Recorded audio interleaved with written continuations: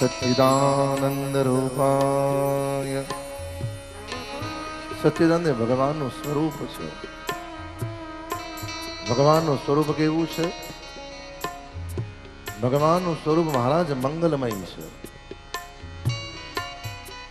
કેવું સ્વરૂપ છે?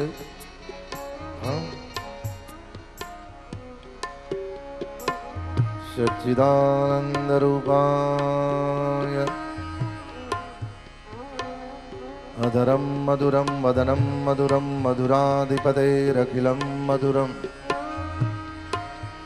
ચરિતમ મધુરમ વેણુ મધુરા ગોપા મધુરા મધુરાધિપતેરખિલમ મધુરમ. જેનું સ્વરૂપ સુંદર છે. સચ્ચિદાનંદ એ ભગવાનનું સ્વરૂપ છે. જેનું સ્વરૂપ સુંદર છે અને સત્ય છે. આમે જોઈએ છે ને, અમુક દેખાવમાં હોય, બાકી અંદર કશું નહીં. દેખાવમાં તો એવા સુંદર હોય, આજુબાજુ વાળા એમ પૂછે કેવા સરસ લાગે છે. નજીક વાળા કે ખાલી જોવામાં છે, બાકી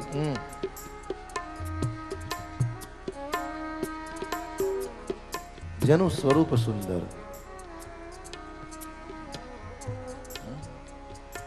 એવું સુંદર સ્વરૂપ છે.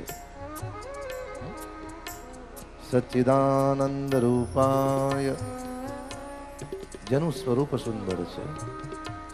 વિશ્વોત્પત્યાદિ હેતવે,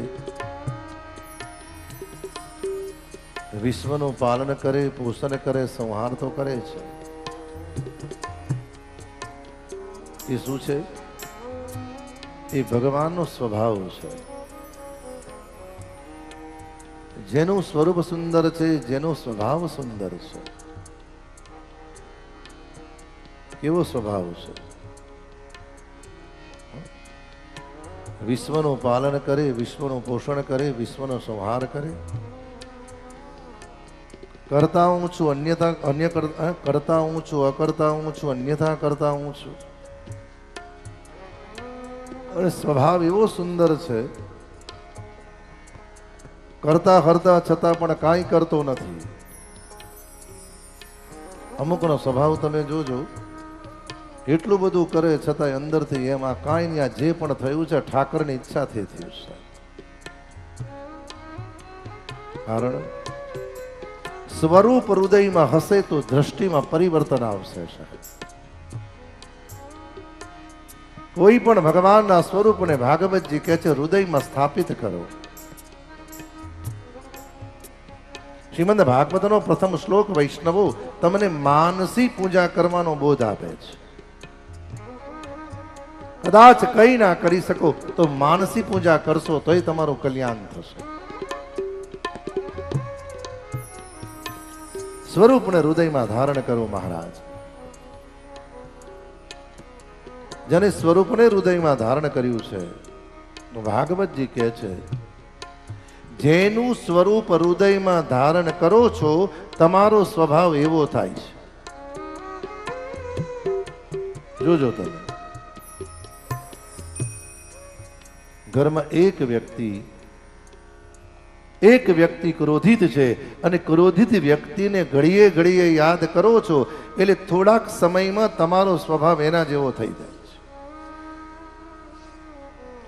ઘરમાં કોઈક શાંત વ્યક્તિ છે, એને તમે ઘડીએ ઘડીએ યાદ કરો છો, થોડાક સમય પછી તમારો સ્વભાવ એના જેવો થઈ જાય છે. જેનું સ્વરૂપ હૃદયમાં સ્થાપિત થાય, સ્વભાવ એના જેવો થાય.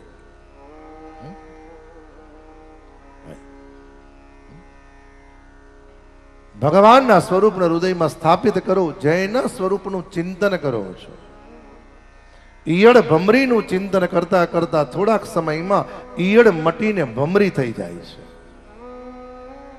હૃદયમાં જેનું સ્વરૂપ હશે વૈષ્ણવો સ્વભાવ એવો થશે. હૃદયમાં ભગવાનનું સ્વરૂપ હશે તો સ્વભાવ તમારો ભગવાન જેવો ધીરે ધીરે થશે.